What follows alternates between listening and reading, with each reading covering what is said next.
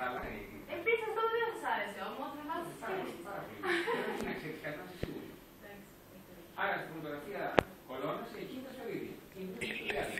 Στη μετροφόρηση από το πλανήτιο η ακίνητα το πίτο. Η ακίνητα ποια είναι? Το φυσικό διάλειμμα του τα ιόντα.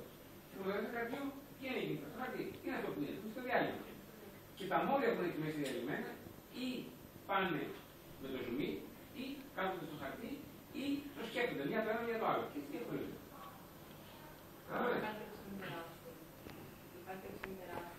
Ναι, θα πω σχέστηκα, δεν το πάω να κάνουμε εδώ. Αυτά μένουν στο μέσα, όχι τα δεν μου λειτουργεί καθόλου. Είναι διάλυση. Αυτά που είναι διαλυμένα όμως, αναγκαστικά ή θα πάνε με το μέτωπο, γιατί γουστάρουν πάρα πολύ την κοινωνική φάση, ή θα πάνε την τρόπο μεταξύ την κοκό ή την κική να διαλέξουν. Μια στο χαρτί, μια στο νερό, μια στο χαρτί και αστερούν. Τα άλλα που είναι αποφασισμένα ότι δεν γουστάρουν το χαρτί, πάνε με το μέτωπο.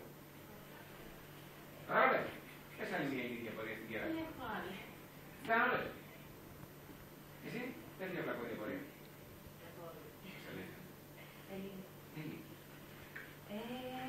Καλά, καλά, την Ελίνα.